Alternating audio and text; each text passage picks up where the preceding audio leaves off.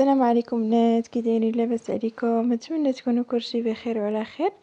اليوم ان شاء الله البنات عندي لكم واحد الوصفه اللي هي عباره عن بسبوسه اللي هي معروفه عندنا.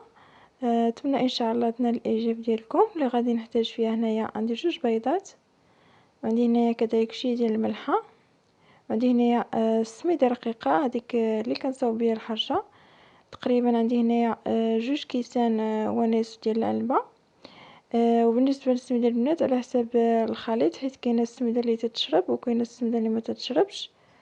وكذلك عندي هنايا 2 خمارات، وعندي هنايا كذلك 2 ملاعق كبار ديال الكوك، وكذلك عندي هنايا تقريبا كأس ديال دقيق القمح اللي هو القمح،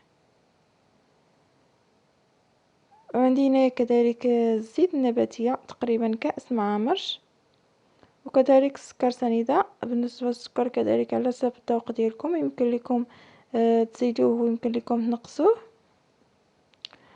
وكذلك عندي هنايا عصير ديال الليمون اللي هو كأس كبير ديال عصير الليمون. صافي هادو هما المقادير البنات. دابا ان شاء الله غادي ندوز باش نصاوبها معكم. غادي نحتاج هنا واحد الاناء وغندير فيه 2 بيضات، ونضيف عليهم كذلك الزيت النباتيه، وغنضيف كذلك سكر سنيده، وغنضيف كذلك شويه ديال الملحه.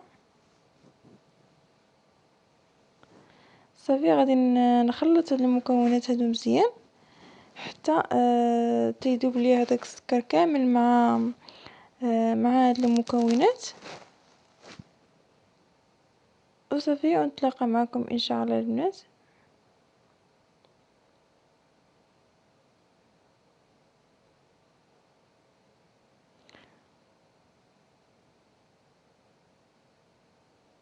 صافي من بعد ما خلطته على هذا الشكل هذا، دابا غادي ندوز باش نضيف لي مكونات اخرين.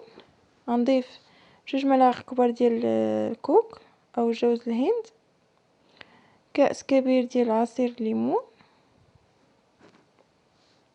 وغادي نخلطهم حتى هما. اي حاجه ضفناها من الاحسن نخلطوها كامله.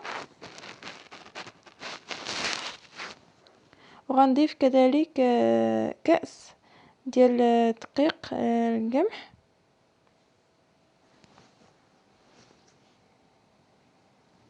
ونخلطو كذلك حتى هو.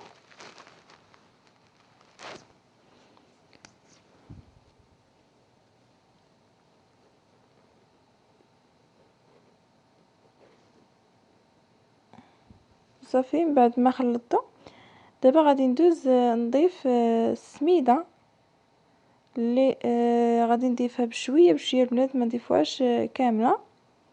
غنضيف غير بشويه بشويه وانا تنخلط على هذا الشكل هذا حتى تنحصل على واحد الخليط ما تيكونش ثقيل بزاف وما كيكونش خفيف.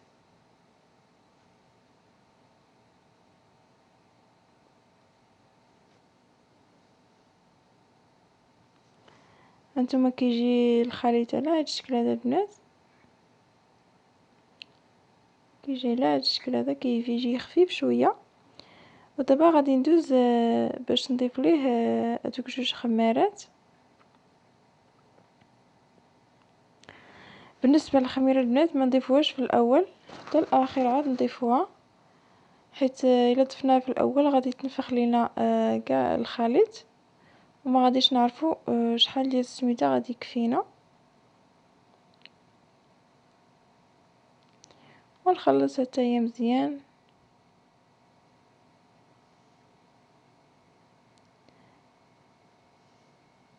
كيجي على هذا الشكل هذا الخليط.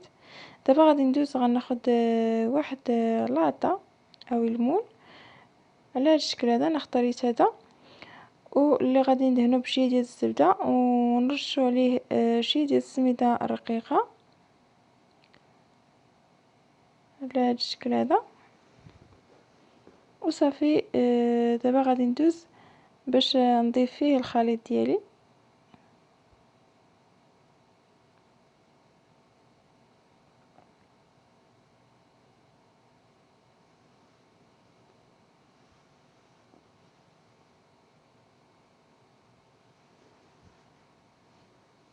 صافي من بعد ما ضفت الخليط ديالي دابا غادي ندوز نديرو في الفران. بالنسبه للفران البنات انا دائما لي كيك كنطيبهم في الفران يكون بارد حتى كندخلهم للفران، عاد كنشعل عليهم، كنشعل لتحت هو الاول حتى تيتنفخ ليا الكيك ديالي وتنشف ليا تماما من الفوق، عاد تنشعل عليه الفوق وصافي تنخرجو وصافي. دابا البنات غادي نديرها في الفران، غندوز نحضر معكم السيروم اللي باش غادي نسقيها، اللي غادي نحتاج فيه تقريبا نص كاس ديال الماء، وغنحتاج كذلك نص كاس ديال السكر سنيده، ونحتاج كذلك نص كاس ديال عصير ديال الليمون. صافي هادو هما المكونات ديالو. دابا غادي نجي نرجع انا باش نحضر معكم، ندير الماء نضيف عليه عصير ديال الليمون ونضيف كذلك السكر سنيده، وصافي غادي نخلط هاد المكونات هادو.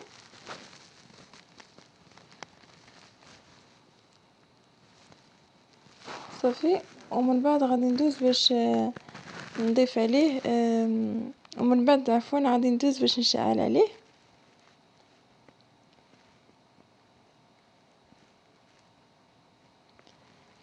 صافي من بعد ما شعلت عليه البنات دابا هو بدا تيغلي، غير تيغلي لينا على هاد الشكل هذا.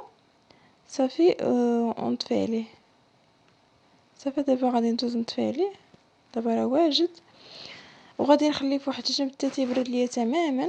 عاد نسقي به البسبوسه ديالي اللي كتكون سخونه، ولا مثلا وجدناها قبل وهي بارده خاص هاد السيروم يكون سخون.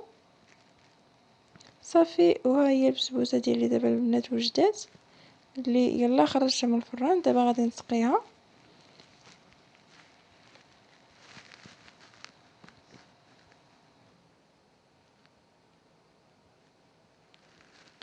غادي نسقيها كامله.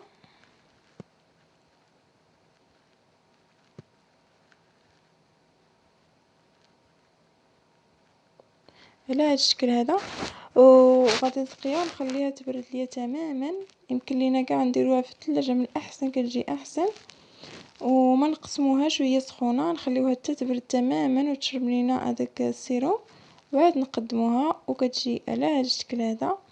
انا قطعتها على هذا الشكل هذا، وبالنسبه للقطع نتوما عندكم الاختيار تقطعوها بالشكل اللي بغيتو، وانا زينتها بشي ديال الكوك. وبالنسبه للتزيين كذلك عندهم اختيار تزينوا باش ما بغيتو، وكتجي على هذا الشكل هذا البنات، وكتجي صراحه زوينه، وكتجي شيشه ورطبه بزاف. نتمنى ان شاء الله تعجبكم، وانا غنوريكم واحد الوحده كيفاش كتجي رطبه. ان شاء الله تعجبكم وتجربوها. وبسلام عليكم البنات، الى الفيديو الجاي ان شاء الله. وما تنساوش تشجعوني بالتعاليق ديالكم وكذلك باللايكات ديالكم، وتشتركوا في القناه ديالي. وبسلام عليكم الى الفيديو الجاي ان شاء الله.